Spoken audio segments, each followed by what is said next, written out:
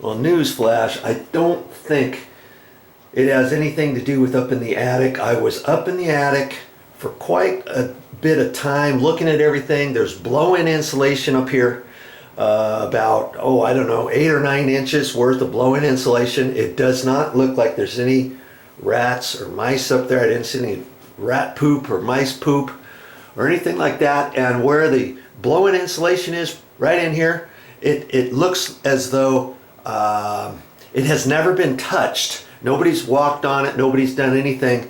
And where the exterior wall is, the roof goes up at an angle. You know, it goes up like that. So I would have to get on my belly, shovel all the stuff out with a dustpan and stuff, move everything around to check out those wires and stuff. And I thought, hey, phooey on that. Before I do anything with that, my next thing I was thinking about doing is pulling this all apart. Okay, because I know this one switch is good here. This is for the light above the sink.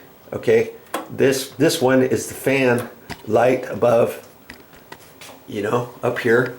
And remember, that has the light on it and also has a fan on it. Okay, and then this one is for the fan. Okay, could it be possible that these two light switches are bad? It could be, but before I check and do anything, remember, I did not check this yet. Remember, I checked the fan. I put it in a paper sack for now. Remember, I checked this. Okay, let's get you over here again so that you see that the actual fan works. If I take it and plug it into the wall, we'll see that this, see there? I know that works. So that was a good thing. Hey, when you start troubleshooting stuff, you're going to have to go through the same type of things. And so now I'm going to take this, I plug this back in. I'm not quite sure if this is burned out. Okay, remember, it's got the little plug end on it. And so I'm gonna plug that in because I didn't do that yet, remember? So if you were saying, hey Joe, plug that in. Okay, we're gonna plug this in and see if this light works. Hey, look. Ah, it does work. Look at that. The reason why it's flickering like that is because that's one of those fluorescent, those CFL compact fluorescent light bulbs. And so this is not burned out. Remember I said we were going to have to get that at the store because it was burned out? I was kind of hoping it was burned out. And let me try to tell you why. Because I was hoping it was burned out so that I would know that this light switch was still working up there, but apparently it's not. And that's just real odd to me, how one day this light is working and the fan is working, and the very next day, you know, after 15 years or so, it stopped working. We do now know that the fan is working, the light is working, right? And so it's just kind of puzzling, because how could both of these light switches go out at the same time? Or if the wiring harness, the main power that comes into this light fixture box, one wire, then you'd have 3 pigtails out of that with a wire nut on there. That's what I should find in there. And that's if only one wire goes in here. If the power comes in, and if the power goes out to another light fixture somewhere else, we may have 2 black wires in there that have to be hooked up, and then a pigtail for the 3. So there might be 5 wires underneath the wire nut.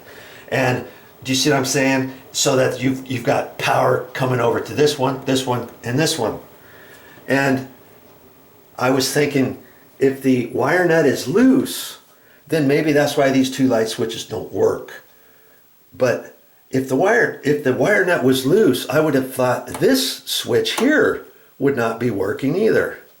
And so that's why it's puzzling me, and I have a feeling that when I pull this all apart, that's my next step, okay?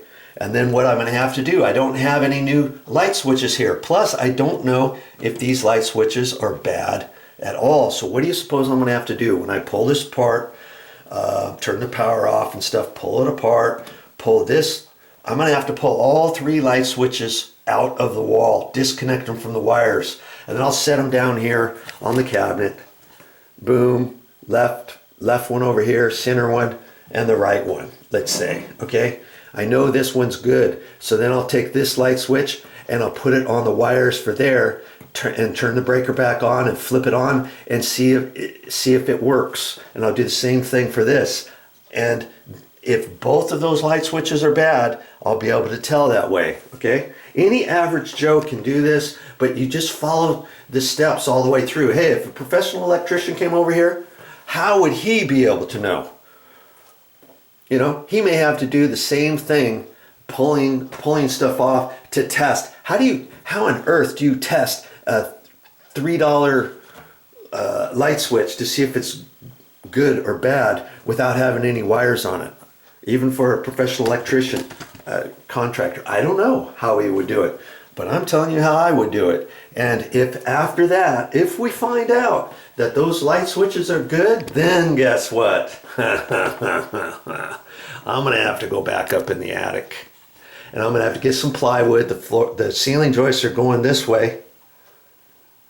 Because I was up there, they're going like that, and I've got all that blow-in insulation. I'm gonna have to come down on my belly. There's some air conditioning ducts that are up in there feeding the register. See, we've got a register right there. And the other thing was, oh man, I'm gonna have to be on my belly, and that is really close to where there's a transition on the roof, goes the other way, and I'm hoping there's access over there, because that's coming right down in there. That's going to be tricky, because I may have to access the ceiling in a different location, because I'm not sure if I can get over there. So I'm thinking maybe there's a crawl way up in there, and I'm not sure if there is or not. And let me just get my light on here for a minute. Oh man, no, there couldn't be, and there's no way I can get up in that. So I don't think there is anything there. See, this back bedroom, it's hard to get in here, so I'm wondering if there's a crawl hole up in here. I don't think there is. I don't think there is. So maybe up in the attic, there's probably a spot. Well, no, okay. There's got to be a spot in the ceiling between the rafters where I can shimmy through or something like that. So see, I'm on a time crunch today, and so I don't think I'm going to start pulling things apart right now, but at least I've got my game plan. Okay, yeah, you keep watching, and I'm gonna finish up this video for right now, and I'm gonna come back, and first things first, I'll go here, and then I'll go up in the attic if I have to. I'm crossing my fingers that it's in here. I just don't know, and we'll check that out next time I'm here. So keep watching this video, because I'll put it right behind this video clip. Well, that's all I got for this time, but I'll be back with more videos. I never know what I'm gonna show next, so you might want to just stick around and see. It might save you some money around the house.